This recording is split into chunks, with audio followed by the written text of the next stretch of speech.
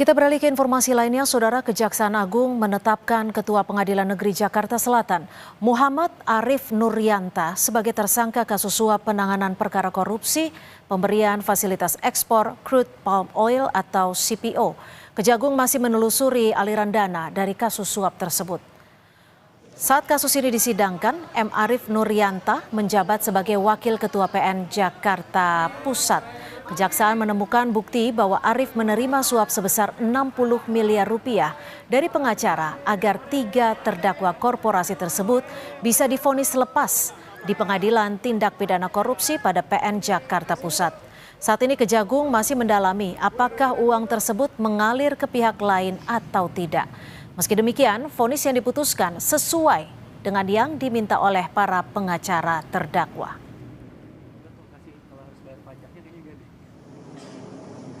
Itulah 3 majelis hakim. Apakah kemudian 3 majelis hakim mendapat itu atau tidak? Ini yang sedang kami dalami. Tapi yang pasti putusannya sesuai dengan yang diminta.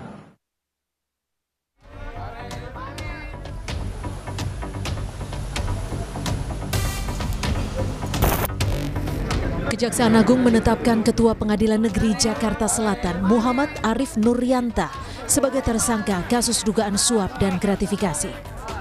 Arif diduga menerima suap 60 miliar rupiah sebagai pemulus untuk mengatur vonis lepas atau onslah terhadap 3 terdakwa korporasi dalam kasus korupsi minyak goreng. Saat kasus ini bergulir, Arif Nurianta menjabat sebagai Wakil Ketua Pengadilan Negeri Jakarta Pusat. Sejumlah barang bukti telah disita Kejagung, berupa uang tunai dari berbagai mata uang dan sejumlah mobil mewah. Mobil mewah yang disita diantaranya Ferrari, Nissan GT-R, hingga Lexus. 4 orang tersebut sebagai tersangka karena telah ditemukan bukti yang cukup terjadinya tindak pidana korupsi suap dan atau gratifikasi terkait penanganan perkara di Pengadilan Negeri Jakarta Pusat. Saat itu menjabat sebagai Wakil Ketua Pengadilan Negeri Jakarta Selatan Pusat, yang saat ini yang bersangkutan menjabat sebagai Ketua Pengadilan Negeri Jakarta Selatan. Terkait dengan aliran uang, penyidik telah menemukan bukti yang cukup bahwa yang bersangkutan telah menerima, diduga menerima uang tadi yang saya sampaikan sebesar 60 miliar rupiah untuk pengaturan putusan agar putusan tersebut dinyatakan onslah, di mana penerimaan itu melalui seorang panitera namanya BI. Berdasarkan hasil penyidikan dan barang bukti, keempat tersangka memiliki peran berbeda. Ketua PN Jakarta Selatan Muhammad Arif Nurianta diduga menerima suap 60 miliar rupiah dari tersangka Marcella Santoso dan Arianto yang merupakan kuasa hukum korporasi. Uang diberikan melalui Wahyu Gunawan, Panitera Muda Perdata Jakarta Utara yang berperan sebagai perantara suap dan gratifikasi dari Marcella dan Arianto kepada Muhammad Arif Nurianta. Keempat tersangka ini kini telah ditahan selama 20 hari ke depan untuk kepentingan penyelidikan. Tim Liputan Kompas TV.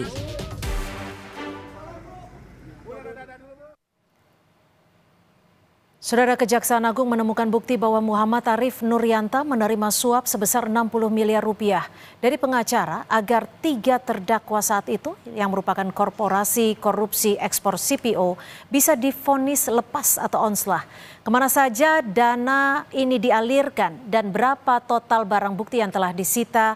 Sudah bergabung bersama kami Kepala Pusat Penerangan Hukum Kejagung, Pak Harli Siregar. Selamat petang Pak Harli, terima kasih sudah bergabung bersama kami di Kompas Petang. Saya langsung saja nih, ini seberapa penting sebenarnya untuk mengungkap perkara ini dilakukan oleh jaksa, Pak Harli?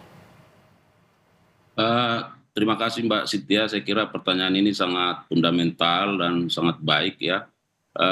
Kami perlu sampaikan begini, bahwa tentu bagi jaksa bahwa pengungkapan kasus ini atau perkara ini sangat penting mengingat bagaimana menegakkan kedaulatan hukum, kedaulatan negara, dan kepentingan masyarakat luas. Mbak Cynthia, saya mau sampaikan, yang pertama kita flashback ke belakang, ya, bagaimana masyarakat mengalami keresahan karena adanya kelangkaan kebutuhan minyak goreng pada saat itu, Betul. dan ini ya ditegakkan oleh jaksa, dibawa, disidik, ya kemudian dibawa ke pengadilan, dan para pelaku ketika itu terkait dengan hak-hak negara itu tidak bisa dimintakan karena kenapa? Karena mereka katanya pada posisi di luar sistem. Oleh karenanya dibebankan kepada korporasi.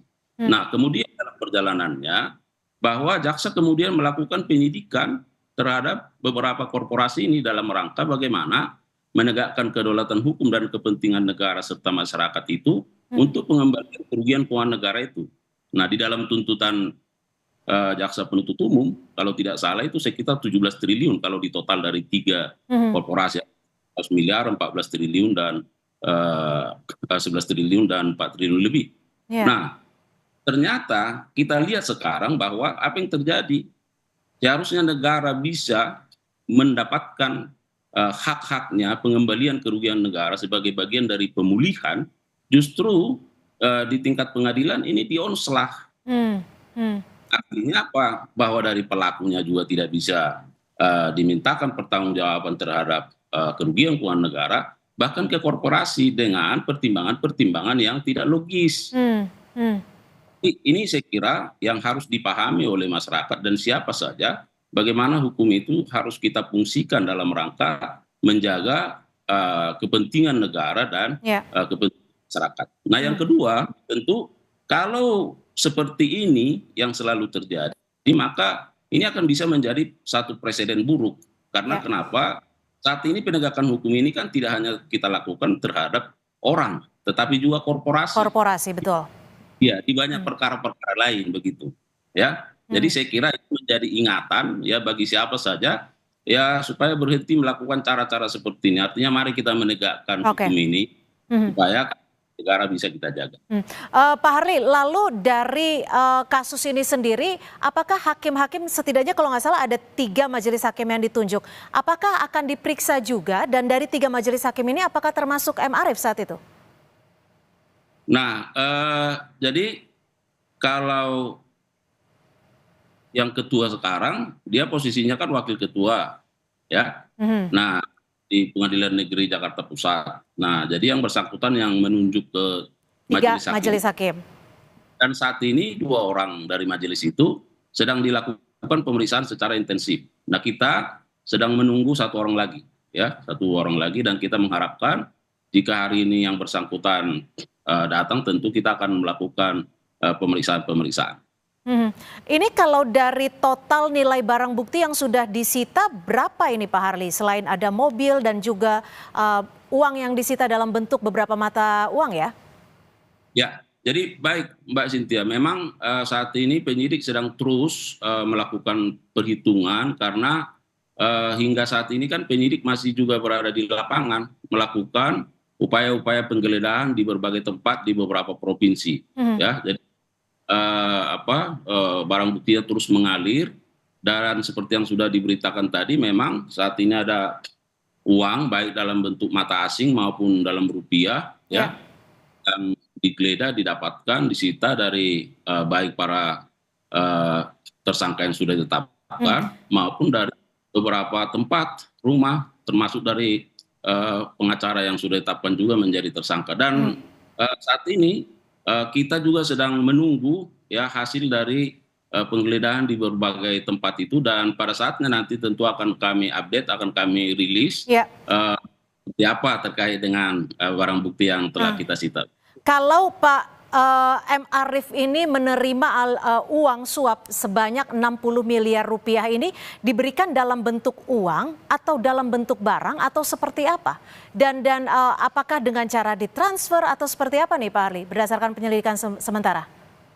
Nah, tentu penyidik kan sudah memiliki kecukupan bukti terkait itu ya, sebagai keterangan yang sudah disampaikan, ada yang menerima, ada yang memberikan, dan termasuk ketika yang bersangkutan menerima itu dari seseorang. Tentu kalau melihat itu kan kita lebih melihat kepada pola yang hand by hand ya. Nah, jadi bagaimana nanti penelusuran lanjutannya, karena seperti ketika dilakukan penggeledahan terhadap yang bersangkutan kan di satu tempat itu justru ya ditemukan juga uang hampir mungkin lebih dari 1 miliar dalam bentuk mata asing. Jadi ini yang sekarang sedang terus dikerjakan oleh penyidik, mengumpulkan bukti-bukti sebanyak mungkin dengan bagaimana mengungkap ini supaya lebih terang. Kami juga ingin kembali mengkonfirmasi Pak Harly, apakah hakim-hakim dari 3 majelis ini atau mungkin ada hakim-hakim lain yang diduga terlibat saat ini sedang menjalani pemeriksaan atau seperti apa? Siapa saja pihak-pihak yang saat ini diperiksa Kejagung? Nah, justru itu, jadi Mbak, sekarang kan majelis hakimnya itu 2 anggota itu sedang kita periksa. Nah, tentu nanti kita harapkan apakah bagaimana keterangan para yang bersangkutan ini terkait dengan penerimaan yang diduga sampai 60 miliar ini, bagaimana alirannya ke mereka, atau memang ini masih berhenti pada pihak tertentu, atau katakanlah tersangka yang sudah ditetapkan, atau memang semua ini ikut menikmati, karena hukumnya kan bahwa majelis hakim ini kan juga sudah memutuskan namanya menyatakan onslah. Nah, cuma apakah hearingnya ini penyerahannya sudah selesai atau belum? Nah, ini sekarang yang terus digali oleh penyidik. Didalami terus. Terima kasih Kepala Pusat Penerangan Hukum Kejagung, Pak Harly Siregar, sudah memberikan informasi di Kompas Petang sore hari ini. Terima kasih Pak Harly, selamat sore.